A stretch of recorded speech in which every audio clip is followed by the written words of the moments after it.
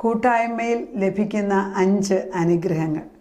The 5 blessings you get in fellowship. സങ്കീർത്തനം 68 നമ്മുടെ ദിവസങ്ങളിലെല്ലാം അതിൻ്റെ പശ്ചാത്തലത്തിലുള്ളതാണ്. ഈ ദിവസങ്ങളിലെല്ലാം എടുത്തത്.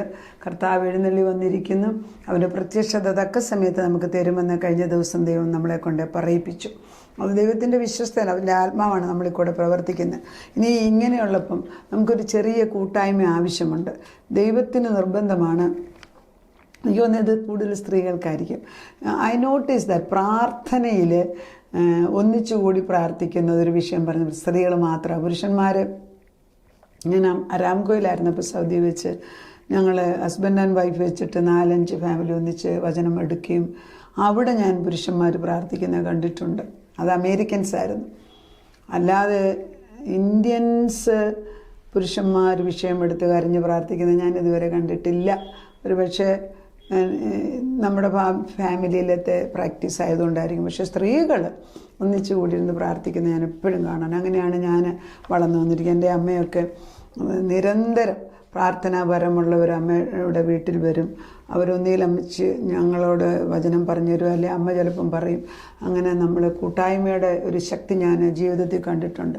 കൂട്ടായ്മ എന്ന് പറയുമ്പം ചിലപ്പം 2 അതിൽ കൂടുതൽ പേര് എവിടെ കൂടുന്നു അവിടെ ദൈവ സാന്നിധ്യമുണ്ട്. നമുക്ക് തന്നെ കയറാൻ വയ്യാത്തപ്പം ദൈവം ഒരാളെ കൂടെ തരും. അതും ഒരു കൂട്ടായ്മയാണ്. ചിലപ്പം 20 പേര്, 30 പേര്, ചിലപ്പോൾ 8 പേര്.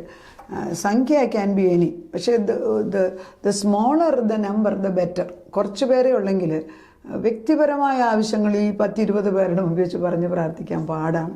എന്നാൽ നമ്മളെ അറിയുന്ന ഒരു വ്യക്തി, നമ്മളെ വിധിക്കാത്ത ഒരു വ്യക്തി നമ്മുടെ മുമ്പിൽ നിൽക്കുകയാണ്. നമ്മൾ ചിലപ്പോൾ എനിക്കിങ്ങനെ ഒരു ഭാരമുണ്ട്, എനിക്ക് വിഷമമുണ്ട് എന്ന് പറയുമ്പോൾ that's a different way of approach.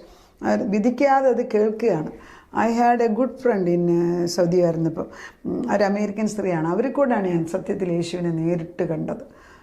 പലയിടത്തും ഞാൻ പ്രാർത്ഥിക്കാൻ പോകും. നമ്മുടെ സഭകളിൽ പോകും, മറ്റ് ചർച്ചുകളിൽ പോയിട്ടുണ്ട്, എല്ലായിടത്തും ഞാൻ പോയിട്ടുണ്ട്. പുറത്തായിരുന്നപ്പോൾ അതിനുള്ള സാഹചര്യം.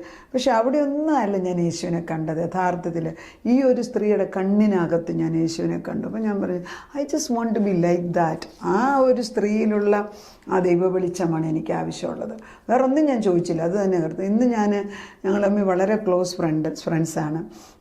ആത്മാർത്ഥമായിട്ട് സ്നേഹത്തിൻ്റെ ദൈവസ്നേഹം എന്തെന്ന് മനസ്സിലാക്കിയത് ആ സ്ത്രീയുടെ പ്രവർത്തനവും ജീവിതശൈലിയും കണ്ടിട്ടാണ്. അപ്പോൾ പലപ്പോഴും നമ്മുടെ സെറ്റ് എക്സാമ്പിൾസാണ്. നമ്മുടെ ജീവിതശൈലി ആയിരിക്കണം കർത്താവിലേക്ക് നമ്മളെ ആകർഷിപ്പിക്കുന്നത്. അതുകൊണ്ട് കൂട്ടായ്മയുടെ ഗുണം 5 അനുഗ്രഹങ്ങൾ മാത്രം വായിക്കാം. ഈ 68-ന്റെ 2-ാം വാക്യം, പുക പതറി, അതിന് മുമ്പിലത്തെ ദൈവം എഴുന്നേൽക്കുന്നു, അവൻ്റെ ശത്രുക്കൾ ചിതറിപ്പോകുന്നു, അവനെ പകയ്ക്കുന്നവരും അവൻ്റെ മുമ്പിൽ നിന്ന് ഓടിപ്പോകുന്നു. പുക പതറിപ്പോകുന്നത് പോലെ നീ അവരെ പതറിപ്പിക്കുന്നു, തീയിങ്കൽ മെഴുകുരുകുന്ന പോലെ ദുഷ്ടന്മാർ ദൈവസന്നിധി നശിക്കുന്നു. എങ്കിലും നീതിമാന്മാർ സന്തോഷിച്ച് ദൈവസന്നിധിയിൽ ഉല്ലസിക്കും, അതേ അവർ സന്തോഷത്തോടെ ആനന്ദിക്കും. ഉണ്ടോ? അപ്പോൾ 2-3 ഒന്നിച്ചങ്ങോട്ട് പോകാം. നമ്മൾ സന്തോഷിക്കുന്ന എപ്പോഴാണെന്നറിയാമോ? ദൈവത്തിനെ എഴുന്നേൽപ്പിക്കണം. അതിന് കൂട്ടായ്മ വേണം. പലപ്പോഴും തന്നെ പ്രാർത്ഥിക്കാം. പലപ്പോഴും ഈ കൂട്ടായ്മ എന്ന് പറയുമ്പോൾ ഒരേ ലെവലിലുള്ളവരല്ലായിരിക്കും ആത്മാവിൽ. ഒരു പക്ഷേ എനിക്ക് എൻ്റെ അമ്മയുണ്ടായിരുന്നു. അപ്പോൾ അമ്മയായിരുന്നു എനിക്ക് മുൻപിൽ നിന്ന് പ്രാർത്ഥിച്ചു. കാരണം she was much more stronger in faith at that time. അപ്പോൾ എൻ്റെ അമ്മയാണ് ഞാൻ നോക്കിക്കൊണ്ടിരുന്നത്. എന്നാൽ എൻ്റെ മക്കൾ ദേ ഇന്നെവിറ്റബിളി ലുക്ക് അപ്പ് ടു മീ. ഞാൻ എന്താണ് ചെയ്യുന്നതെന്ന് അവർ ചിലപ്പോൾ ഞാൻ പറയുന്നത് അക്സെപ്റ്റ് ചെയ്യത്തില്ല. But they look upon me because I stand with the load. അത് ഒരു വലിയ അനുഗ്രഹമാണ്. അവരെത്രമാത്രം അക്സെപ്റ്റ് ചെയ്യുന്നുള്ളത് അവരുടെ മെച്യൂരിറ്റി അനുസരിച്ചിരിക്കും. അപ്പം പലർക്കും ഞാനൊരു വെളിച്ചമായിട്ട് നിൽക്കുന്നത് ഞാൻ യേശുവിനോടുള്ള അടുപ്പം കൊണ്ടാണ്. അല്ലാതെ എന്ത് കൊടുക്കാൻ? നമുക്കെന്ത് കൊടുക്കാൻ? what do we have? അപ്പോൾ ഈ ദൈവത്തിൻ്റെ അടുക്കൽ യേശു പോലും പറയുന്നു, പിതാവ് എന്ത് ചെയ്യുന്നു അത് മാത്രം. അപ്പോൾ ഈ 2-3 പേര് ഒന്നിച്ചിരുന്ന് നമ്മൾ ദൈവത്തെ വിളിക്കുകയാണ് എങ്കിൽ അതിൻ്റെ ഗുണം എന്താണെന്ന് ചോദിച്ചാൽ നമ്മൾ ഷെയർ ചെയ്യണം ഒരു കാര്യം അങ്ങോട്ടും ഇങ്ങോട്ടും. ഇപ്പോൾ ഒരു കോൺഫറൻസ് നമ്മളിരിക്കും, 4-5 പേര് ഒട്ടമേശ മീറ്റിങ്ങിനിരിക്കും, കോൺഫറൻസ് ഇരിക്കുമ്പോൾ 4 പേരുടെ അഭിപ്രായം കേട്ട് കഴിഞ്ഞിട്ട് നമ്മൾ അതിലൊരു തീരുമാനം ഏറ്റെടുക്കും. അതുപോലെ തന്നെ ഞാനും എൻ്റെ ഒരു കൂട്ടുകാരിയും പിന്നെ ദൈവവുമായിട്ട് നമ്മൾ സംസാരിക്കുകയാണെങ്കിൽ ഇതൊന്നും ഇല്ലെങ്കിൽ നമുക്ക് പരിശുദ്ധാത്മാവിനെ തന്നെ വിളിച്ച് നമ്മളും പരിശുദ്ധാത്മാവായിട്ട് ചെയ്യാം. പക്ഷെ അത് ഈസി അല്ല. ചിലരെ എനിക്കറിയാം അങ്ങനെ ചെയ്യുന്നത്. അതൊക്കെ അങ്ങേയറ്റം ഡെഡിക്കേറ്റഡ് ആയിട്ടുള്ള വ്യക്തികളെ ചെയ്യത്തുള്ളൂ. അല്ലാത്തവർ കൂട്ടിന് വിളിക്കും. അത് തെറ്റൊന്നുമില്ല. അപ്പം നീതിമാന്മാർ സന്തോഷിക്കുന്ന ദൈവത്തിന് ഇഷ്ടമാണ്. ദൈവസന്നിധിയിൽ സന്തോഷമുണ്ടാകും. ഒന്നാമത്തേത് ദുഷ്ടൻ നശിക്കുന്നു. അതാണ്, ദുഷ്ടൻ നശിക്കുന്ന. ദൈവം എഴുന്നേൽക്കുമ്പോഴേ ദുഷ്ടൻ നശിക്കത്തുള്ളൂ. ദൈവം വേദപുസ്തകത്തിൽ ഇരിക്കുന്നതുകൊണ്ട് നമുക്ക് പ്രവർത്തനമാണെന്നില്ല. Need to take it from the word and put it in my heart and say it or use it or believe it. ദൈവം എഴുന്നേൽക്കുന്നു, ശത്രുക്കൾ ചിതറുന്നു. എല്ലാവർക്കും അറിയാവുന്ന വാക്യം. പക്ഷെ എത്ര ഭവനങ്ങളിൽ ബുദ്ധിമന്ദതയായിട്ട് പിള്ളേർക്ക് വീട്ടിൽ നിന്ന് പുറത്തിറങ്ങാത്തവരുണ്ട്. കഴിവുള്ള പിള്ളേർ വീടിനകത്തുനിന്ന് പുറത്തിറങ്ങാത്ത എത്ര ഭവനങ്ങളുണ്ട്. ജോലിക്ക് പോയിട്ട് ഒരു 2 ആഴ്ച നല്ല ജോലി കൊടുക്കും, 2 മാസം നൂർന്ന് നിൽക്കത്തില്ല. അത് കഴിയുമ്പോൾ ജോലി പോകും. ഈ അടുത്തിടെ ഒരാളെന്ന് വെച്ചു, എന്താ ആൻറ്റി എന്ന് എനിക്കറിഞ്ഞുകൂടാ, ജോലി 2 മാസം. ഞാൻ പറഞ്ഞു, ഇപ്രാവശ്യം ദൈവം നിന്നെ അനുഗ്രഹിച്ച. ഞാൻ ആ കൊച്ചിന് വേണ്ടി ഇപ്രാവശ്യം ദൈവം എന്നോട് പറഞ്ഞെന്തുവാ, ഞാൻ അവന് ജോലി കൊടുക്കുന്നുണ്ട്, അവൻ ഉറച്ചു നിൽക്കാത്തതിന് ഞാൻ എന്ത് ചെയ്യുന്നു. അങ്ങനെ തന്നെ എന്നോട് ദൈവം പറഞ്ഞു. അപ്പോൾ പിറ്റേ പ്രാവശ്യം വന്നപ്പോൾ ഞാൻ അവനോട്, നിനക്ക് ദൈവം പറഞ്ഞ് ഞാൻ അവന് നല്ല ജോലി കൊടുക്കുന്നു, പക്ഷേ അവൻ ഉറച്ചു നിൽക്കാത്തത്. അപ്പോൾ അവൻ പറഞ്ഞു, ശരിയാ, ഉറച്ചു നിൽക്കാൻ ഒക്കുന്നില്ല. That is his bondage. അപ്പോൾ ഞാൻ പറഞ്ഞു, എവിടെയെങ്കിലും ഡെലിവറൻസ് മിനിസ്ട്രി ഉള്ളിടത്ത് പോയി, റിട്രീറ്റിനോ വല്ലയിടത്തും പോയിരുന്നു പ്രാർത്ഥിച്ച് വിഷയത്തിന്മേൽ ജയമെടുക്കുക എന്ന് ഞാൻ പറഞ്ഞു വിട്ടു. കർത്താവിൻ്റെ ആത്മാവിൽ ദൈവം ചെയ്യാത്തവനല്ല, പക്ഷെ നമ്മുടെ ബലഹീന സ്വഭാവങ്ങൾ we need to conquer it in the power of the Holy Spirit. അത് വചനം കൊണ്ടേ ചെയ്യാനൊക്കത്തുള്ളൂ. പിന്നെ സഹായം ആവശ്യമുണ്ട്. ഒന്നാമത് ദുഷ്ടനെ നമ്മൾ നശിപ്പിക്കും, രണ്ടാമത് നീതിമാന്മാർ സന്തോഷിക്കും. ദൈവസന്നിധിയിൽ നമ്മൾ സന്തോഷിക്കുന്നതും ഉല്ലസിക്കുന്നതും ദൈവത്തിന് ഇഷ്ടമാണ്. ഇടയ്ക്കിടയ്ക്ക് ദൈവമക്കൾ ഒന്നിച്ചു കൂടി ഒന്ന് സന്തോഷിക്കുന്നതിൽ ഒരു തെറ്റുമില്ല. അത് ലിമിറ്റ് വെച്ച് വേണം, അതിനൊരു കൺട്രോൾ വേണം. അത് വേറെയാണ്. എന്ന് പറഞ്ഞാൽ നമുക്ക് തോന്നിയ പോലെ ഇതെല്ലാം ദൈവം പറഞ്ഞ പരിശുദ്ധാത്മാവ് എല്ലാം ചന്ത ഉചിതമായിട്ട് ചെയ്തെന്ന്. ക്രിസ്തു ചെയ്തതെല്ലാം ചന്ത ഉചിതമായിട്ടാണ് ചെയ്തത്. അപ്പം ആ ഒരു ലിമിറ്റ്, ഈ ബാലൻസ് വിട്ടുപോകുന്നത് ദൈവത്തിൻ്റെ അല്ല. ഒക്കത്തിനും ഒരു ബാലൻസ് ഉണ്ട് ദൈവത്തിൻ്റെ പരിശുദ്ധം. കള്ള് കുടിക്കുന്നവർ ഇപ്പോൾ എല്ലാവരും അല്പമെങ്കിലും കഴിയും, പക്ഷെ കള്ള് കുടിച്ച് ദുഷ്ടതയ്ക്ക് പോയാലും അവിടെ ബാലൻസ് തെറ്റി. സ്നേഹിക്കുന്നത് നല്ലത് തന്നെ. സ്നേഹം ലസ്റ്റായാലും ഇല്ലേ, ദേഷ്യം, അല്പം ദുഷ്ടത കാണുമ്പോൾ നമുക്ക് ദേഷ്യം വരും. പക്ഷെ ദേഷ്യം വന്ന ഒരാളെ കൊന്നാലോ. സോ എവ്രിതിങ് ഈ ബാലൻസ് ഇല്ലാതെ അങ്ങപ്പുറത്ത് പോയോ ഏതൊരു കാര്യം തെറ്റുവരും. അപ്പോൾ അതിനുള്ള നിയന്ത്രണം വരണമെങ്കിൽ പരിശുദ്ധാത്മാവ് തന്നെ വരണം. അപ്പോൾ ഈ ഒന്നാം പറയുന്നത് ദൈവം എഴുന്നേൽക്കുന്ന ശത്രുക്കൾ, ദുഷ്ടൻ നശിച്ചു പോകും. അത് ഫെലോഷിപ്പിനുള്ള ഗുണമാണ്. 2, ദൈവമക്കൾ ഒന്നിച്ചു കൂടുന്നിടത്ത് സന്തോഷമുണ്ട്. 3, നിന്റെ എഴുന്നള്ളത്തിൻ്റെ കൂട്ടായ്മ രാജാതി രാജാവിൻ്റെ എഴുന്നള്ളത്തുണ്ട്. വാഗ്ദാനം 24, ദൈവമേ ഞാൻ നിന്റെ എഴുന്നള്ളത്ത് കണ്ടു, എൻ്റെ ദൈവവും രാജാവുമായ എൻ്റെ വിശുദ്ധ മന്ദിരത്തിലേക്കുള്ള എഴുന്നള്ളത്ത് തന്നെ. അപ്പം ദൈവത്തിൻ്റെ എഴുന്നള്ളത്ത് എന്ന് പറയുന്നതാണ് 1 തിമോത്തി 6:15 ഞാൻ പറഞ്ഞതുപോലെ അവൻ പ്രത്യക്ഷപ്പെടും. ഈ ദൈവം പ്രത്യക്ഷപ്പെടുമ്പോൾ ദൈവം ചുമ്മാതെ സാധാരണ ആളുകളെ പോലൊന്നും അല്ല, അവനവൻ്റെ മഹത്വത്തിനനുസരിച്ച്. ഈ ജെറമയ്യ പ്രവാചകനൊക്കെ നമ്മൾ ആദ്യത്തെ അധ്യായം വായിക്കുമ്പോൾ പ്രവാസിയായിട്ട് കഴിഞ്ഞ കാലത്ത് സ്വർഗം അങ്ങോട്ട് തുറന്നിട്ട് അഗ്നിരഥത്തിൽ ദൈവം തമ്പുരാൻ എഴുന്നള്ളി വന്നേച്ച് ജെറമയ്യ ഭയപ്പെട്ട് വീണുപോയി. ആത്മാവിൽ ജെറമയ്യ പൊക്കിയെടുത്തിട്ട് ദൈവസത്യം മനസ്സിലാക്കിച്ചു കൊടുത്ത് വേദപുസ്തകത്തിൽ ജെറമയ്യ ബുക്ക് എഴുതിയിരിച്ചിരിക്കുന്നത്. അപ്പം നമ്മൾ ആ ദൈവത്തിൻ്റെ എഴുന്നള്ളത്ത് കാണാൻ തക്കവണ്ണം നമ്മുടെ കണ്ണ് തുറന്നിരിക്കണം. കർത്താവ് കടന്നു വരികയാണ്. അത് ദൈവം പറയുന്ന അതാണ്, ഞാൻ എഴുന്നള്ളും, പക്ഷെ എന്നെ നിനക്ക് എഴുന്നേൽപ്പിക്കാൻ കഴിവുണ്ടോ? ദൈവമേ, അവർ നിൻ്റെ എഴുന്നള്ളത്ത് കണ്ടു, എൻ്റെ ദൈവവും രാജാവുമായ എൻ്റെ വിശുദ്ധ മന്ദിരത്തിലേക്കുള്ള എഴുന്നള്ളത്ത് തന്നെ. 4, സഭായോഗങ്ങളിൽ കർത്താവിനെ വാഴ്ത്തും. വേഴ്സ് 26 ഇങ്ങനെയാണ് മറിക്കുന്നത്, ഇസ്രായേലിൻ്റെ ഉറവിൽ നിന്നുള്ളവരെ സഭായോഗങ്ങളിൽ നിങ്ങൾ കർത്താവായ ദൈവത്തെ വാഴ്ത്തുവീൻ. കണ്ട, നമ്മളോട് ദൈവം പറയുന്നത് എൻ്റെ പ്രാഗൽഭ്യമോ നിങ്ങളുടെ പ്രാഗൽഭ്യമോ കാണിക്കാനല്ല, ഈ അത്യുന്നതനായ ദൈവത്തിൻ്റെ മഹത്വം വിളിച്ചു പറ. ഈ പൊട്ടക്കണ്ണൻ പോലും പല പ്രാവശ്യം വിളിച്ചു പറഞ്ഞു, ദാവീദ് പുത്ര എന്നോട് കരുണ തോന്നി. അവൻ പല പ്രാവശ്യം മനസ്സുകൊണ്ട് അവൻ്റെ ഉള്ളുകൊണ്ട് ഉരുവിട്ട് കഴിഞ്ഞിട്ടല്ലേ അത് പുറത്തു വരുന്നത്. ഒരു കാര്യം നമ്മൾ പെട്ടെന്ന് വിളിച്ചു പറയുമോ? ഈവൻ ദേഷ്യപ്പെടും. നമ്മൾ എനിക്ക് ദേഷ്യം വന്നപ്പോൾ അങ്ങ് പറഞ്ഞു അല്ല, ദേഷ്യം വന്നപ്പോൾ ഞാൻ വിളിച്ചു പറഞ്ഞു അല്ല, പല പ്രാവശ്യം നിൻ്റെ ഉള്ളിൻ്റെ ഉള്ളിൽ ഇത് ചിന്തിച്ച് കഴിഞ്ഞിട്ട് തക്ക സമയം വന്നപ്പോൾ അത് ബ്ലഡ് ഔട്ട് വിളിച്ചു പറഞ്ഞതേ ഉള്ളൂ. സോ ഉള്ളിൽ ഈ വിഷം ഇരിപ്പുണ്ട്.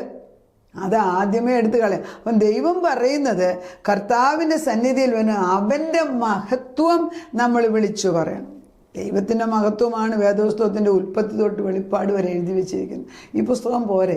ഒരു മനുഷ്യായുസ്സിൽ ദൈവത്തെ അറിയണമെന്ന് ആഗ്രഹമുള്ളവർക്ക് ഓരോ സെൻറ്റൻസ് വേദപുസ്തകത്തിൽ എടുക്കുമ്പോഴും അതിൻ്റെ ആഴത്തിലേക്ക് ഇറങ്ങാൻ തുടങ്ങിയ 7 സ്റ്റേജസ് ഉണ്ടെന്ന് ചിലർ പറയുന്നു. നമ്മൾ ഈ വചനം വായിക്കുമ്പോൾ അതിൻ്റെ ആഴത്തിലേക്ക് ഇറങ്ങും തോറും the deep calls the deep എന്നാണ് പറയുന്നത്.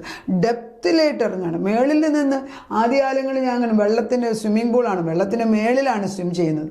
പിന്നാണ് ആഴത്തിലോട്ട്. പിന്നെ ഇപ്പോൾ ആഴത്തിലോട്ട് പോയി മുത്തിച്ചിപ്പി പൊക്കി എടുക്കത്തക്ക വിധത്തിലുള്ള കൃപ തരുന്നത് നമ്മൾ വെള്ളവും നമ്മളുമായിട്ടുള്ള പരിചയമാണ്. അത്രമാത്രം. ഈ ശ്വാസം പിടിച്ചു വെച്ചിട്ട് വെള്ളത്തിൻ്റെ അടിയിലോട്ട് ഡൈവ് ചെയ്യുന്നവരുണ്ട്. അതല്ല ഓക്സിജൻ പിന്നെ പുറകെ വെച്ചിട്ട് അങ്ങനെ ഇറങ്ങുന്നവരുണ്ട്. എങ്ങനെങ്കിലും ഈ ദൈവസന്നിധിയിൽ കടന്ന് ദൈവത്തിൻ്റെ മഹത്വത്തെ വിളിച്ചു പറയാൻ നമ്മൾ പഠിക്കണം. വചനത്തിൻ്റെ ആഴത്തിലോട്ട് ഇറങ്ങണം. നിൻ്റെ എഴുന്നള്ളി തീർത്ത് സഭായോഗങ്ങൾ കർത്താവിനെ വാഴ്ത്തുവിൻ. 5-ാമത്തേത്, ദൈവമേ നിൻ്റെ വിശുദ്ധ മന്ദിരത്തിൽ നിന്ന് നീ ഞങ്ങൾക്ക് ആത്മീക ബലം തരുന്നു. വേഴ്സ് 35 ഇങ്ങനെയാണ് പറയുന്നത്, ദൈവമേ നിൻ്റെ വിശുദ്ധ മന്ദിരത്തിൽ നീ ഭയങ്കരനായി വിളങ്ങുന്നു. ഇസ്രായേലിൻ്റെ ദൈവം തൻ്റെ ജനത്തിന് ശക്തിയും ബലവും കൊടുക്കുന്നു. ദൈവം വാഴ്ത്തപ്പെടുമാറാകട്ടെ. അപ്പം ദൈവമാണ് നമുക്ക് ബലം ഇട്ട് തരുന്നത് എന്ന് എനിക്ക് ഉറപ്പാണ്. ഈ 5 കാര്യങ്ങളും സങ്കീർത്തനം 68 എഴുതിയിട്ടുണ്ട്. ആകെ 35 വാക്യങ്ങളാണ്. 35-ാമത്തെ, ദൈവമേ നിൻ്റെ വിശുദ്ധ മന്ദിരത്തിൽ നിന്ന് നിൻ്റെ ശക്തി ഞങ്ങൾക്ക്, അതായത് ദൈവത്തിൻ്റെ ശക്തി തൻ്റെ ജനത്തിന് അവൻ ഇട്ടുതരും. ദൈവജനത്തിനൊരു ശക്തിയുണ്ട്. ഈ പുറമേയുള്ള മസിൽസ് അല്ല. ഒരു അകമേ ഒരു മനുഷ്യനുണ്ട്. ഞാൻ അമേരിക്കയിൽ പോകുന്നതിന് മുമ്പ് കർത്താവിനൊടുക്കി പ്രാർത്ഥിച്ചു. നമ്മൾ അവിടെ ശുശ്രൂഷ ചെയ്യാനാണ് പലപ്പോഴും പറഞ്ഞ് എല്ലാവരുടെ നമ്മുടെ തന്നെ മക്കളുടെ ഇടയ്ക്ക് നമുക്കറിയാവുന്ന ഒരു ചെറിയ ഗ്രൂപ്പ് എപ്പോഴും ഉണ്ട്. അത് ദൈവം അങ്ങനെ ഒരുക്കി വെക്കും. പക്ഷെ അവിടെ പോകുമ്പോൾ കരുതാനോട് പറയും 700 കിലോമീറ്റർ ഒരു ദുഷ്ടൻ നിൻ്റെ അടുക്കാൻ ഞാൻ സമ്മതിക്കത്തില്ലെന്ന്. അങ്ങനെയാണ്. കാരണം ഒരു പ്രാവശ്യം 2018 പോയി തിരിച്ചു വന്ന് 5 മാസം നമുക്ക് എഴുന്നേക്കാൻ വയ്യാത്ത സ്റ്റേജായിപ്പോയി. അത് കഴിഞ്ഞ് പിന്നെ പോകാനും വിളിക്കുമ്പോൾ സ്വന്തപ്പെട്ടവർ വിളിച്ചാലും നമ്മൾ പോകാൻ മടി പറയും. കാരണം നമ്മളതിനുള്ള ബലമുണ്ട്. പക്ഷെ കർത്താവ് പിന്നെ പറയുന്നതാണ് 700 കിലോമീറ്റർ അടുക്ക പോലും ശത്രു നമ്മുടെ അടുക്കലോട്ട് വരാത്തതുകൊണ്ട് അവൻ കവചം കിട്ടും. അത് ദൈവത്തിൻ്റെ മഹത്വമാണ്. എത്ര നമ്മൾ അടുക്കുന്നുവോ പ്രശ്നം വലുത് കാണും. പക്ഷെ കർത്താവാണ് നടുംതൂണായിട്ട് നിൽക്കുന്നതെങ്കിൽ അതിൽ കൂടെ കടന്നു പോകാനുള്ള കൃപ നമുക്ക് കിട്ടും. കർത്താവ് നിൻ്റെ ദൈവം നിനക്ക് ബലം കൽപ്പിച്ചിരിക്കുന്നു, നീ പ്രവർത്തിച്ചതിൽ നിന്ന് സ്ഥിരപ്പെടുത്തിയിരിക്കുന്നു. ബലം നിന്നിലുള്ളവൻ ഭാഗ്യവാൻ. സങ്കീർത്തനം 84 അങ്ങനെയല്ലേ പറയുന്നത്, ബലം നിന്നിലുള്ള. അങ്ങനെ ഒരു പാട്ടില്ലേ, സേനയിലധിപൻ ദേവനിലതിയായ ആശ്രയമെവനുണ്ടോ, ആയവനെവനിലും അതിധന്യൻ. ദൈവം നമുക്ക് ബലം തരണം. അതാണ് ഈ 84 പറയുന്നത്. അങ്ങനെയാണ്, നീ ബലം നിന്നിലുള്ളവൻ ഭാഗ്യവാൻ. നമ്മുടെ ബലം ദൈവത്തിൽ നിന്നായിരിക്കണം. അർത്ഥം കുരുകിൽ തനിക്ക് ഒരു വീടും മീവൽ പക്ഷി തൻ്റെ കുഞ്ഞുങ്ങൾക്കൊരു കൂടും കണ്ടെത്തി. പക്ഷേ അതെവിടെ? ദൈവത്തിൻ്റെ യാഗപീഠത്തിൽ. നമ്മളോട് ദൈവം പറയുന്നു, നിന്റെ കുഞ്ഞുങ്ങളെ നീ എൻ്റെ അടുക്ക കൊണ്ടുവന്ന് വെക്കും. കുരുകിൽ ഒരു വീടും മീവൽ പക്ഷി കുഞ്ഞുങ്ങൾക്ക് ഒരു കൂടും കണ്ടെത്തിയിരിക്കുന്നു. എൻ്റെ രാജാവും എൻ്റെ ദൈവവുമായി സൈന്യങ്ങളുടെ യഹോവേ, നിന്റെ യാഗപീഠങ്ങളെ തന്നെ. നിന്റെ ആലയത്തിൽ വസിക്കുന്നവർ ഭാഗ്യവാൻ, അവർ നിത്യം സ്തുതിച്ചുകൊണ്ട് ഇരിക്കും. ബലം നിന്നിലുള്ള മനുഷ്യൻ ഭാഗ്യവാൻ. ഇങ്ങനെയുള്ളവരുടെ മനസ്സിൽ സിയോനിലേക്കുള്ള പെരുവഴിയുണ്ട്. എന്താണ്? കഷ്ടങ്ങളുടെ നടുക്ക് അത് സിയോനിലേക്കുള്ള പെരുവഴി ആക്കുന്ന ഒരു ഉപാധി അല്ലെ ഒരു വഴി പരിശുദ്ധാത്മാ നമുക്കിന്ന് കാണിച്ചു തന്നിരിക്കുന്നു. അതിലേക്ക് കടന്നു പോകാം. നമുക്ക് പ്രാർത്ഥിക്കാം. ബലം നിന്നിലുള്ളവൻ ഭാഗ്യവാൻ. കർത്താവേ, ഞങ്ങളെ കൂട്ടായ്മയായിട്ട് കൂടുമ്പോൾ ഞങ്ങൾക്ക് ശത്രു തോറ്റുപോകുമെന്നും ഞങ്ങൾക്ക് ജയമുണ്ടെന്നും ഞങ്ങളെ ബലപ്പെടുത്തുമെന്നും നിന്നിൽ നിന്ന് ഞങ്ങൾക്ക് ധൈര്യം വരുമെന്നും അപ്പച്ചൻ തക്ക സമയത്ത് പ്രത്യക്ഷമാകുന്നൊക്കെ ഞങ്ങളെ നീ പഠിപ്പിക്കുന്നതിന് നന്ദിയോടെ സ്തോത്രം ചെയ്യുന്നു. ഞങ്ങളുടെ മനസ്സിനകത്ത് നമ്മുടെ ബുദ്ധി മണ്ഡലങ്ങളെ കർത്താവേ, റോമർക്കെഴുതിയ ലേഖനം 12-ന്റെ 2-ാം വാക്യം പറയുന്നു, ഈ ലോകത്തിന് അനുരൂപമാകാതെ നന്മയും പ്രസാദവും പൂർണ്ണതയുമുള്ള ദൈവഹിതം ഇന്നതെന്ന് തിരിച്ചറിയേണ്ടതിന് മനസ്സ് പുതുക്കാൻ. മനസ്സെങ്ങനെയാണ് പുതുക്കുന്നത്? നിൻ്റെ വചനാടിസ്ഥാനത്തിൽ. ആ വചനം കൊണ്ട് ഞങ്ങളുടെ മനസ്സിനെ ഒന്ന് പുതുക്കി തന്ന് പഴയതിനെല്ലാം എടുത്ത് വലിച്ചെറിയുന്നു. പലപ്പോഴും ഇപ്പോൾ പ്രാർത്ഥിക്കും, പഴയ പാത്രങ്ങളെ, പഴയ വസ്ത്രങ്ങളെ, പഴയത് കെട്ടിപ്പിടിച്ചുകൊണ്ടിരിക്കുന്ന എല്ലാത്തിനും വലിച്ചെറിഞ്ഞ് തീ കൊണ്ടതിനിട്ട് കരിച്ചു കളഞ്ഞിട്ട് ഞങ്ങളെ ഒന്ന് പുതുസൃഷ്ടികളാക്കി ദിനം പ്രതി കഴുകി ദൈവസന്നിധി കൊണ്ടുവന്ന് നിർത്തുന്ന സ്നേഹത്തിന് സ്തോത്രം. പഴയതൊന്നും പുത്രൻ തമ്പുരാൻ ആവശ്യമില്ല. ഒരുവൻ ക്രിസ്തുവിലായാൽ അവൻ പുതു സൃഷ്ടിയായി. പഴയതെല്ലാം എടുത്ത് ദൂരെ കളയട്ടെ. അനേക മക്കൾ പഴയതും പറഞ്ഞുകൊണ്ട് അയ്യോ അന്നതായിരുന്നു ഇന്നതായിരുന്നു കഴിഞ്ഞ കാലത്തെ ഓർത്ത് വേദനിക്കുന്നതൊക്കെ എടുത്ത് ദൂരെ കളഞ്ഞേച്ച് പുതിയൊരു ദിവസം, പുതിയൊരു ജീവൻ, പുതിയൊരു ആത്മാവ്, ദൈവത്തിൻ്റെ ആത്മാവിൻ്റെ ബലം കൊടുത്ത് കർത്താവെ മുൻപായിട്ട് കൈക്ക് പിടിച്ചവരെ നടത്തണമേ. വചനം ചെന്ന് കൊള്ളുന്നിടത്ത് അമിതശക്തിയോടെ നിൻ്റെ ആത്മാവ് പ്രവർത്തിക്കട്ടെ. നാഥൻ അത് ചെയ്യുന്നതിനാൽ സ്തോത്രം. തലമുറകളുടെ ദൈവം എഴുന്നള്ളിയിരിക്കുന്നു, അവൻ പ്രത്യക്ഷപ്പെട്ടിരിക്കുന്നു. കർത്താവേ, നിൻ്റെ കയ്യിലേക്ക് വിഷയിപ്പിച്ചുകൊണ്ട് ഇന്ന് ദിവസം ഞങ്ങൾ സന്തോഷത്തോടെ ഉല്ലാസത്തോടെ നീതിമാന്മാരുടെ ഭവനങ്ങൾ സന്തോഷത്തിൻ്റെ ഉല്ലാസത്തിൻ്റെയും ജയഘോഷം അത് ഞങ്ങൾക്ക് തന്നതിന് സ്തോത്രം. അന്നെന്നുള്ളത് മതിയപ്പച്ച, നാളത്തെ കാര്യം നാളെ. ഇന്ന് നീ ചെയ്തിരിക്കുന്നതിന് സ്തോത്രം. പ്രാർത്ഥനയോട് ഉത്തരം തന്ന ദൈവത്തിന് നന്ദി. യേശു ക്രിസ്തുവിൻ്റെ പുണ്യനാമത്തിൽ തന്നെ ആമേൻ.